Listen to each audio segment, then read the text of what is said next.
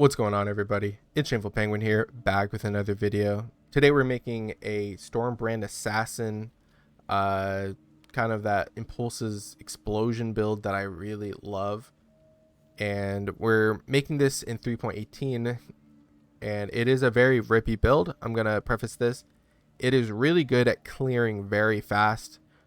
Legions, breaches, maps in general.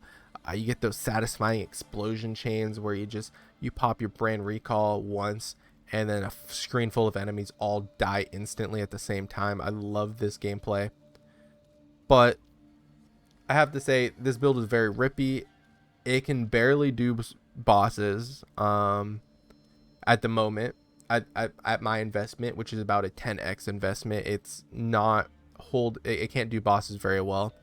And yeah, it's very rippy. Arch Nemesis monsters will just come around and slap you and one-shot you.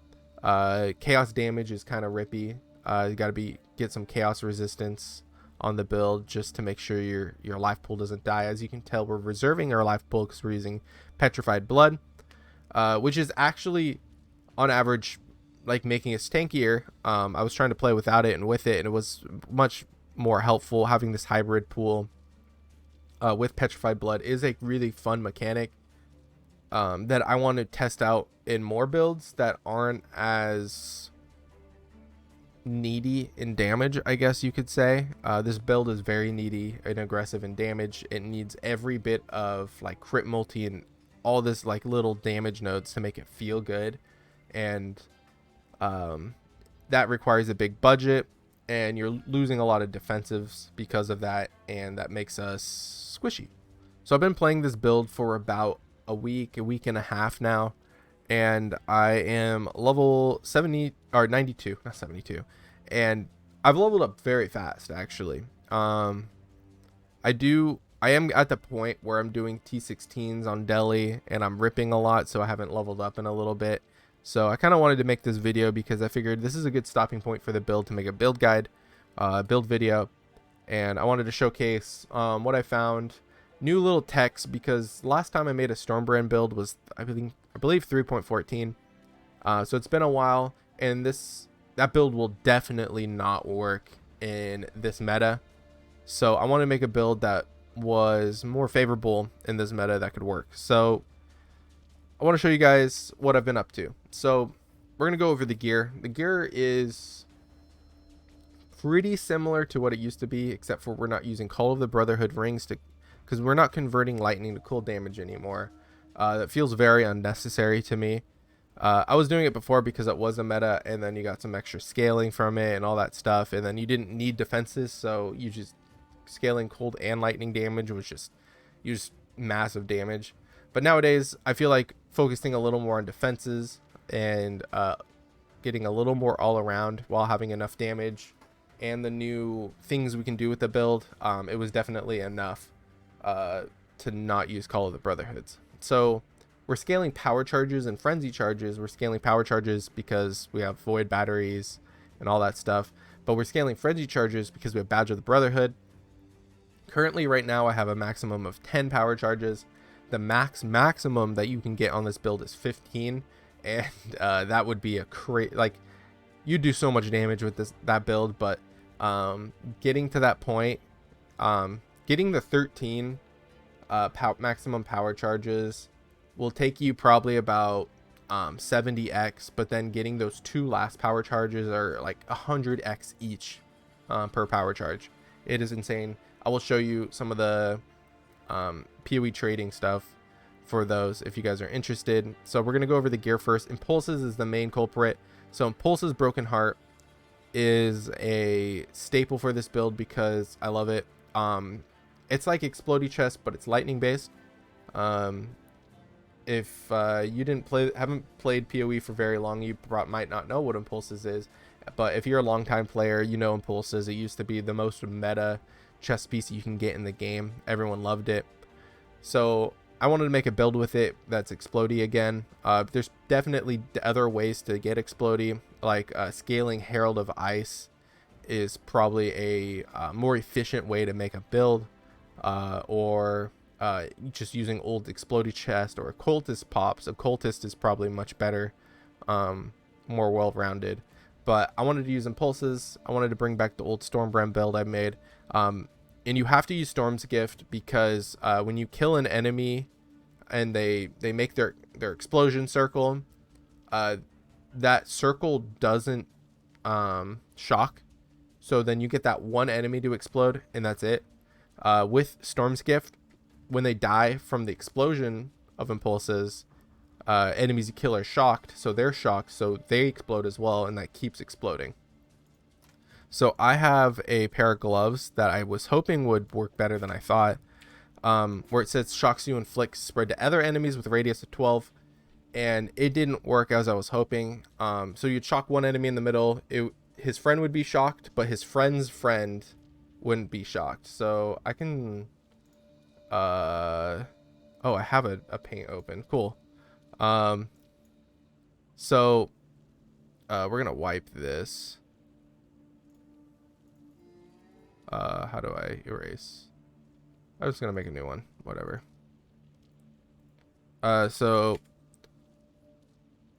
So you have a friend here, a friend here, and a friend here, right?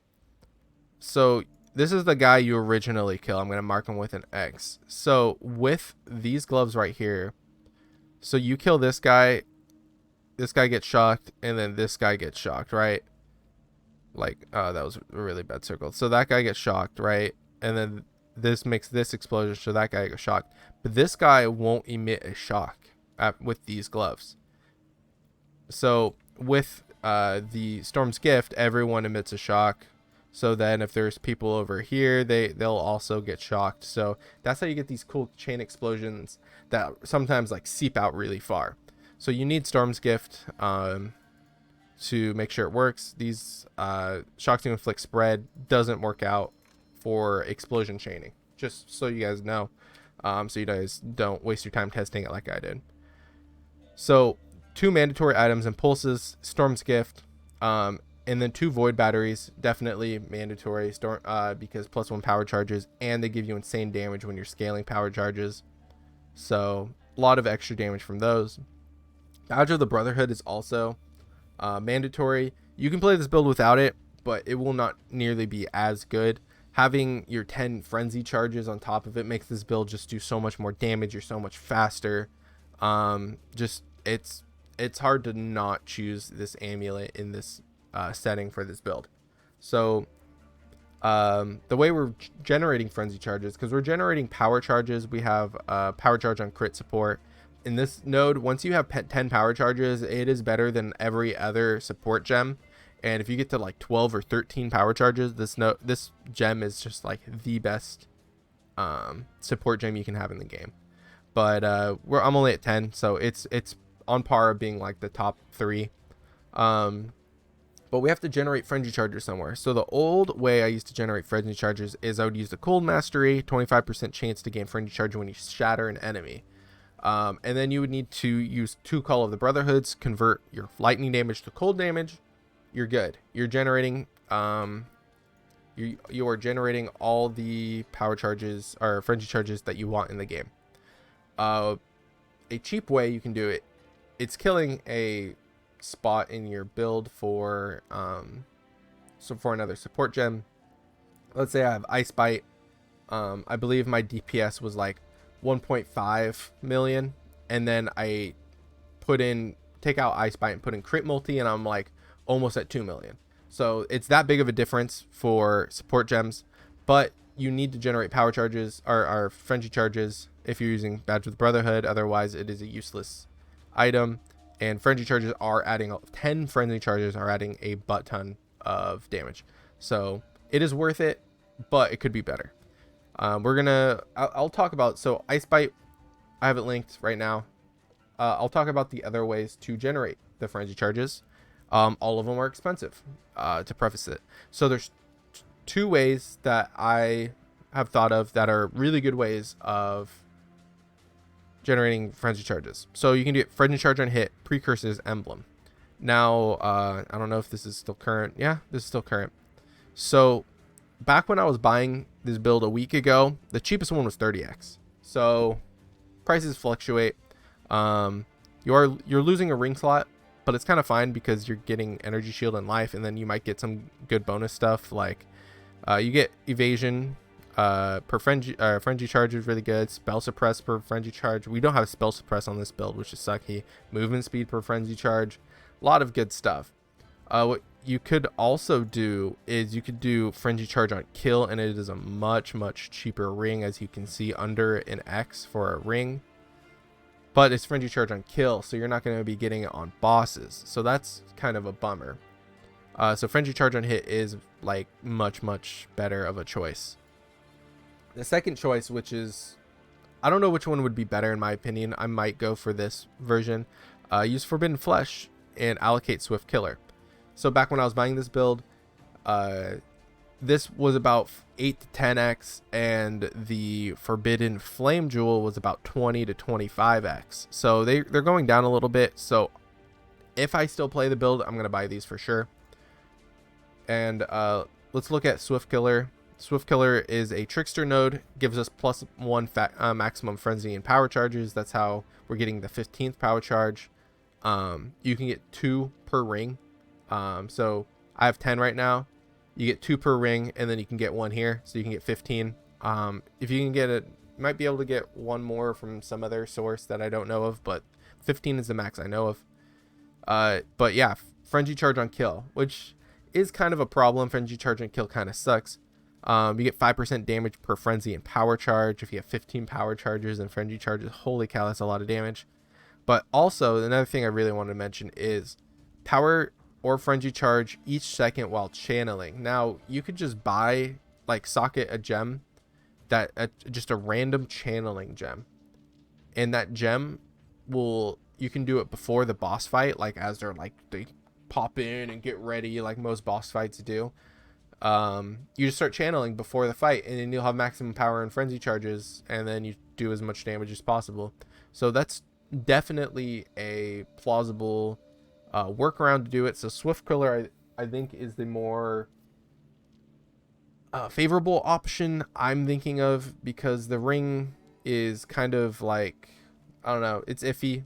If you get a really good ring, I think the ring is the best option, but Swift Killer, I think, is the better all around because it has a lot of benefits to it as well. So, and you don't have to give up a ring slot. You can use that ring slot because I want to get a lot of resistance. You can get some really good, like you can get multi rings with cast speed, or you can get your power charge rings, because if you're using a precursor's emblem, you can't get your power charge rings. But I was talking about power charge rings, right? Yeah, so if you want +1 power charge with garbage stats, you're going to be spending 12, 13, 14, 15x. 14x for a non-rolled one that you're going to have to do. So 14x for a ring with this roll. Now you can get maximum power charges on an implicit on a ring, but it's going to cost you about 100x. And the only way, what you would do is you would get this ring and then the rings I was showing you before, and then you would Sentinel craft them together and pray you don't break it. And if you get both, does anyone have both? 300, yeah, like, oh shoot. You guys saw it for its split second. It's like 350x minimum, about a mirror. So it's not the most doable. So what you could do, if you had about like a 50 to 70 Exalt budget and you really wanted to play this build, you can just get the +1 non-implicit, and then buy Swift Killer, and then get all the things I have. You can get a helmet with +1 on your implicit. Or you could get a Warlord's helmet. You can get a Hubris Circlet. Hubris Circlet's going to give you the most energy shield, so that's why it's a popular choice. Or you can get a hybrid one with energy shield and armor. I am doing the hybrid, where you get a lot of armor and evasion, because armor is really good this league. I'm using determination, and you can do either one. The Warlord has the better maximum potential because you can get crit multi. You can slam it with Crusader or whatever to get Lightning Pen on it. So that has the best potential. and then you can get around 13 power charges total for like a 70 exalt budget if you're wanting to spend. For the boots, so I was explaining the helmet upgrade. The boot upgrade, you would want Tailwind, Onslaught, and and movement speed. Tailwind, Onslaught, movement speed kind of stuff. We don't want elusive because we have elusive for free. Where is assassin? We have elusive from the Mistwalker node, so we don't need elusive at all. So yeah, and then you can get some pretty insane Storm's Gift gloves. You can get some really good implicits on it. You can get like Ellie weakness or connectivity on hit, and if you do that, you can go with extra curse, Whispers of Doom on your build. You can get Explodey, to my knowledge, or something like that on your gloves. You can get some pretty insane implicits on these gloves, but I just bought the cheapest ones on the market because I wanted to get this build off the ground as soon as possible. And yeah, so that's pretty much it for the gear. Now let's talk about the gems. So I have a lot of open gems on this build, so you can level up secondary gems because I couldn't figure out what to fill out. So basically I have this dead, this is dead, this is dead, and this is dead. So these are basically all the usable ones I'm using. So basically I have a 4-link that's open. While I was leveling, I was just leveling alternative gems for my setup. So the first thing I want to talk about is the main setup. So you got Stormbrand. I have Awaken, Added Lightning, Power Charge on Crit, Conk Effect, Inspiration, and then Ice Bite. I really don't want Ice Bite. I want to use something like Critical Damage or Swift Brand. I'd much rather use one of these 2 gems instead. But yeah, Frenzy Charge Generation, we already went over that. The next setup is the Zealotry, Wrath, Enlighten, Determination. Enlighten's pretty important for this build. It's almost level 3. It makes so once I get this level 3, I'm probably going to stock it in either Precision or Vitality to this build. I've got to figure out how to fit that in. I might have to buy another Enlighten. I have 2 Enlightens on this build. It feels awful. I don't like it, but it's the only way I could fit all the stuff I wanted to. So Wrath in Zealotry, obviously more spell damage. Spell damage doesn't scale the Impulse's explosion. Lightning damage does, but it's lightning spell damage. But we need to scale our Stormbrand damage because we need the things to get killed before, and then they do their prolift. So scaling that damage is really good. And then yeah, Determination pretty much on every single build you'll ever see in 3.18. Then we got our other Enlighten setup. We have Petrified Blood and Arrogance, as you can tell by my life pool. And this is making us a bit tankier, and we need to be tankier on this build. So it is kind of nice to have that on. We use the Enlighten because it gives us like 100 more life or 150 more life. You really don't need to have an Enlighten on this. That's the difference. I was just doing this because I was like, what else can I put with it? I guess I'll do that. And then I also have a where is it? Did I spec it with this one? Increased life reservation efficiency. Without that, your life pool is like 30%. It's really low. So this node is pretty great to take, the life reservation efficiency. I can show you without it. I'll use a respec. So without it and without the Enlighten, it's pretty low, but then you use the Enlighten and the life reservation efficiency, you get a lot more life. I would say definitely do this. Then we got our Arcane Surge, Flame Dash, Brand Recall, pretty generic, just getting Arcane Surge for free, Brand Recall, all that stuff. Molten Shield cast when damage taken, pretty just defensive layer. Defiance Banner, that's another aura. I'm probably going to get another Enlighten. As I said before, put Defiance Banner, Vitality, Enlighten 3, and that'll probably be my other setup. Vitality, because we want the life regen. A lot of the times I die with energy shield left over. Like I die and I have like 1,000 energy shield and no life. And I'm like, this kind of sucks. I wish I had some life sustain. Because we are leeching energy shield from the Storm Drinker node up here. I'm going to go over the passive tree later. But yeah, Storm Drinker, is how, so we're sustaining energy shield pretty decently. We also have some like regen on it or whatever, so it's pretty okay.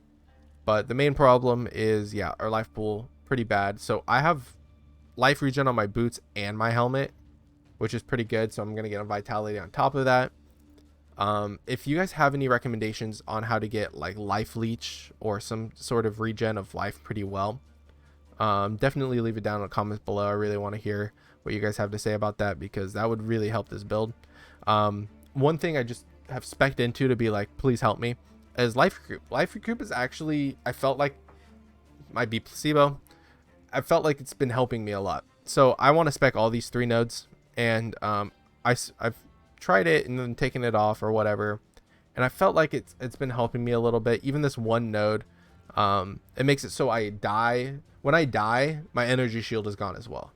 And that's that. When I die like that, I'm like, okay, this build is just squishy. That's what happened. When I die and I have energy shield left over, I'm like, this sucks. I need to figure out how to fix that. So the life recoup has been a decent fix for that. I feel like there can be better options, but that's what we're going with right now. The life recoup, pretty nice. Gems. So we're talking about gems. We have an assassin's mark. That's our curse. Assassin's mark, of course, just giving us that bonkers crit. I wish we can have a curse on hit setup or something like that. I miss curse on hit for attack skills. I've been using a lot of attack skills this league.